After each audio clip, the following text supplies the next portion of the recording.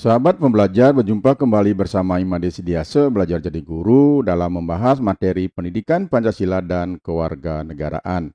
Pertemuan kita kali ini kita akan membahas materi kelas 8 bab 5 Sumpah Pemuda dalam Bingkai Bhinneka Tunggal Ika. Ada 3 subpokok bahasan dalam bab 5 ini. Subpokok bahasan A, arti dan makna Sumpah Pemuda dalam perjuangan kemerdekaan Republik Indonesia. Subpokok bahasan B, memaknai semangat kejuangan pemuda dalam perjuangan kemerdekaan Republik Indonesia, dan subpokok bahasan C, nilai semangat Sumpah Pemuda masa sekarang. Pertemuan sebelumnya kita sudah membahas mengenai subpokok bahasan B, memaknai semangat kejuangan pemuda dalam perjuangan kemerdekaan Republik Indonesia. Nah, pada pertemuan kita saat ini kita akan melanjutkan subpokok bahasan C, yaitu nilai semangat Sumpah Pemuda masa sekarang. Pemuda merupakan generasi penerus, generasi pengganti, dan generasi pembahuru bagi pendahulu-pendahulu kita. Pemudalah yang akan menjadi tonggak pembaharuan atau perubahan suatu bangsa. Baik buruknya suatu bangsa ini dapat dilihat dari pemudanya. Dalam pasal 1 ayat 1 Undang-Undang Nomor 40 tahun 2009 tentang kepemudaan mendefinisikan bahwa pemuda adalah warga negara Indonesia yang memasuki periode penting pertumbuhan dan perkembangan yang berusia 16 sampai 30 tahun. Kemudian dalam pasal 1 ayat 2-nya menyebutkan kepemudaan adalah berbagai hal yang berkaitan dengan potensi, tanggung jawab, hak, karakter, kapasitas, aktualisasi diri, dan cita-cita pemuda. Sumpah Pemuda pada tanggal 28 Oktober tahun 1928 itu sendiri menunjukkan bahwa pemuda Indonesia itu memiliki hal-hal yang sangat penting. Yang pertama itu adalah potensi. Potensi adalah kemampuan dasar dari seseorang yang masih terpendam dan menunggu untuk dimunculkan menjadi kekuatan yang nyata. Pemuda merupakan bagian terpenting dari masyarakat yang memiliki potensi untuk melakukan perubahan, karena pemuda memiliki keinginan kuat untuk belajar dan berubah menjadi lebih baik. Kemudian yang kedua, tanggung jawab.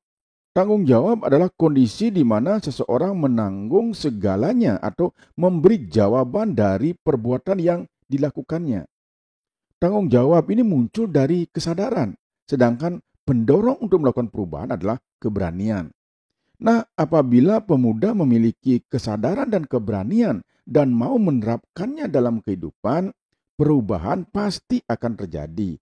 Ini terbukti dalam masa penjajahan di mana peran pemuda-pemuda Indonesia sebagai penanggung jawab perubahan itu dilaksanakan. Yang ketiga adalah hak. Hak adalah segala sesuatu yang harus didapatkan oleh setiap orang, bahkan sejak lahir pun setiap orang sudah memiliki hak. Hak orang sejak lahir yang pertama kali ada adalah hak untuk hidup. Kedudukan hak dan kewajiban itu sama besarnya. Yang membedakan hanyalah hak itu adalah segala sesuatu yang harus didapatkan, sedangkan kewajiban segala sesuatu yang harus dikerjakan. Sebagai pemuda yang memiliki hak, hak itu sendiri harus diikuti dengan kewajiban. Bahkan tidaklah baik apabila menuntut hak sedangkan kewajibannya dikesampingkan. Pemuda bangsa Indonesia di tahun 1928 lebih mendahulukan kewajiban berjuang demi bangsa dan negara daripada menuntut hak-hak pribadinya. Yang keempat adalah karakter. Karakter adalah nilai-nilai yang khas baik watak, akhlak, atau kepribadian seseorang yang terbentuk dari hasil internalisasi berbagai kebijakan yang diyakini dan digunakan sebagai cara pandang, cara berpikir, cara bersikap, berucap, dan bertingkah laku dalam kehidupan sehari-hari. Pemuda yang melakukan perubahan tentunya adalah pemuda yang memiliki karakter berani, menyukai tantangan, kreatif, pekerja keras, dan inovatif. Yang kelima adalah aktualisasi diri. Aktualisasi diri adalah ketepatan seseorang dalam menempatkan dirinya sesuai dengan kemampuan yang ada di dalam dirinya. Pemuda di tahun 1928 telah mampu mengaktualisasikan dirinya dengan sangat baik. Aktualisasi ini bukan untuk hasrat dan kepentingan pribadi, melainkan untuk kepentingan bangsa dan negara. Kemudian yang terakhir adalah cita-cita. Cita-cita adalah suatu impian dan harapan seseorang akan masa depannya. Bagi sebagian orang, cita-cita itu adalah tujuan hidup. Namun bagi sebagian orang lainnya, cita-cita dikatakan hanya sebuah mimpi belaka. Bagi orang yang menganggap cita-cita sebagai tujuan hidup, maka cita-cita adalah sebuah impian yang akan dapat membakar semangat untuk terus melangkah maju dengan langkah yang jelas dan mantap dalam kehidupan ini. Sehingga akan menjadi sebuah pendorong dalam pengembangan dirinya. Namun bagi yang menganggap cita-cita sebagai mimpi, maka cita-cita hanya sebuah mimpi belaka yang tanpa arti. Manusia yang tanpa cita-cita itu ibarat seperti air yang mengalir dari pegunungan menuju daratan yang lebih rendah. Dia hanya mengikuti kemana alur sungai membawanya. Maka dia tidak punya hasrat apapun, dia mengikuti begitu aja. Pemuda sudah seharusnya memiliki cita-cita yang besar. Cita-cita inilah yang akan mendorong langkah seseorang untuk meraih masa depan yang lebih baik. Pemuda akan memiliki cita-cita yang tinggi karena memang pemuda hidup di dunia gagasan. Oleh karena demikian, sahabat pembelajar, janganlah takut untuk bermimpi, namun takutlah kalau tidak punya mimpi. Nah, di samping itu, kita sebagai pemuda juga seharusnya memahami juga simbol-simbol negara dan bagaimana memperlakukan simbol-simbol negara itu. Memahami simbol-simbol negara adalah untuk memperkuat persatuan dan kesatuan bangsa, juga menjaga kehormatan yang menunjukkan kedaulatan bangsa dan negara kita. Simbol-simbol negara menurut Undang-Undang Nomor 24 Tahun 2009 tentang bendera, bahasa, dan lambang negara serta lagu kebangsaan. Bendera ini yang simbol yang pertama yang akan kita bahas. Bendera Negara Kesatuan Republik Indonesia yang selanjutnya disebut dengan bendera negara adalah sang merah putih. Bendera negara sang merah putih berbentuk persegi panjang dengan ukuran lebarnya 2/3 dari panjang, kemudian bagian atas berwarna merah, bagian bawah berwarna putih. Yang kedua bagian tersebut ukurannya sama. Bendera negara terutama di instansi pemerintah wajib dikibarkan setiap hari. Sekolah sebagai instansi pemerintah tentu wajib juga mengibarkan bendera merah putih. Nah, di samping itu bendera negara juga bisa dikibarkan pada kendaraan atau mobil dinas, kemudian dikibarkan pada pertemuan resmi pemerintah atau organisasi, perayaan agama atau adat, pertandingan olahraga, atau perayaan atau peristiwa-peristiwa lainnya. Namun demikian, setiap orang ini dilarang. Yang pertama merusak, kemudian menyobek, menginjak-injak, membakar, atau melakukan perbuatan lain dengan maksud menodai, menghina, atau meremehkan kehormatan bendera negara. B. Memakai bendera negara untuk reklame atau iklan komersial.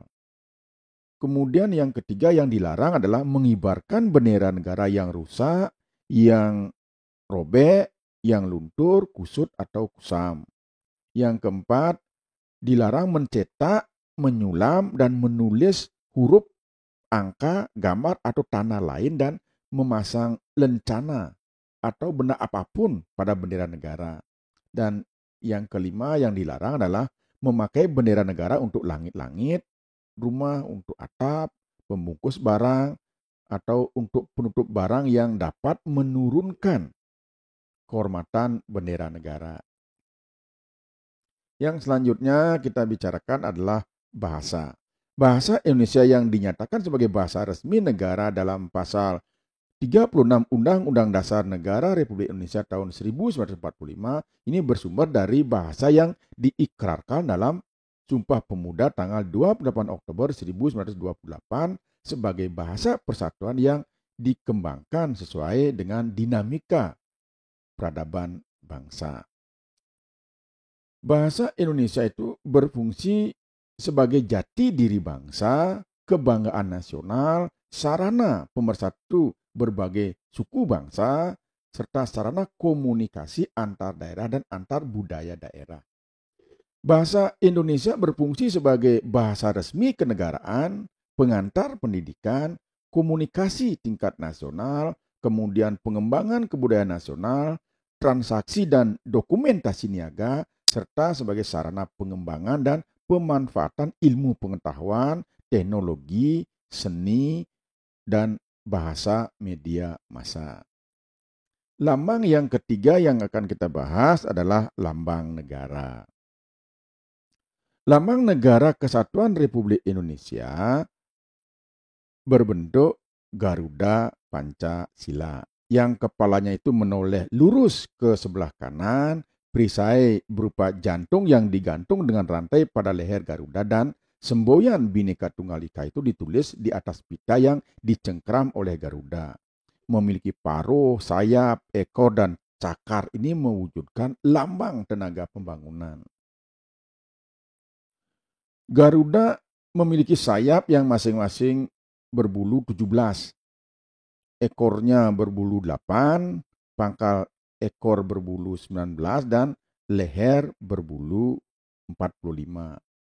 Di tengah-tengah perisai, sebagaimana yang dimaksud dalam pasal 46 Undang-Undang 24 tahun 2009 tentang bendera, bahasa, dan lambang negara serta lagu kebangsaan, terdapat sebuah garis tebal, garis hitam tebal, ini melukiskan garis khatulistiwa. Kemudian pada perisai sebagaimana di dalam pasal tersebut mewujudkan dasar Pancasila. Sila pertama ini berbentuk bintang yang bersudut 5. Dilambangkan dengan cahaya di bagian tengah. Jadi sudutnya ada 5.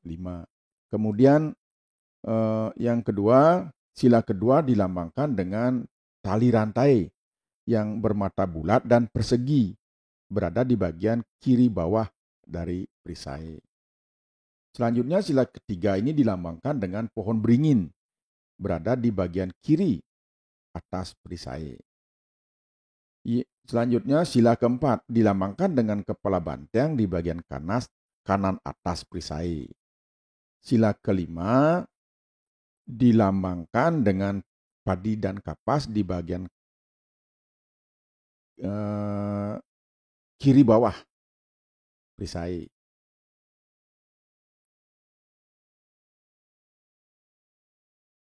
Lambang negara ini menggunakan warna pokok yang terdiri satu warna merah di bagian kanan, atas, dan kiri bawah perisai.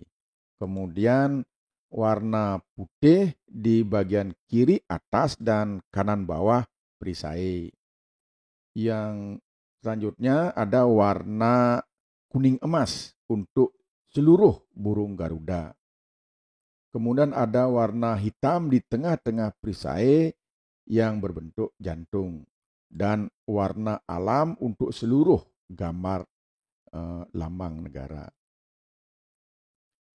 Selanjutnya kita bicarakan simbol yang keempat, yang terakhir adalah lagu kebangsaan.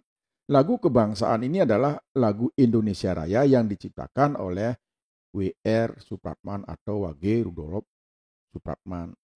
Lagu kebangsaan ini wajib diperdengarkan atau dinyanyikan untuk menghormati presiden dan atau wakil presiden serta bendera negara pada waktu pengibaran atau penurunan bendera negara yang diadakan dalam upacara.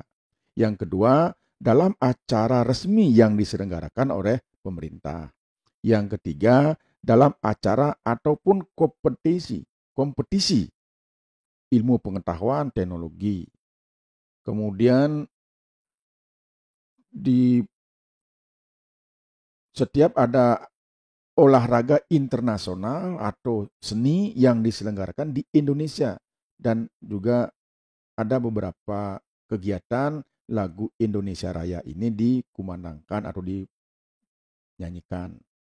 Lagu kebangsaan dapat juga dinyanyikan dengan diiringi alat musik atau tanpa alat musik ataupun diperdengarkan secara instrumental.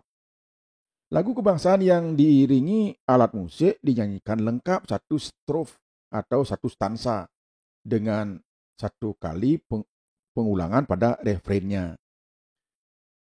Untuk lagu kebangsaan, seluruh siswa pada awal kegiatan belajar ini wajib untuk dinyanyikan. Menyanyikan lagu Indonesia Raya di awal kegiatan proses pembelajaran di kalangan siswa ini tujuannya adalah untuk menanamkan nilai-nilai nasionalisme pada generasi muda kita sejak dini.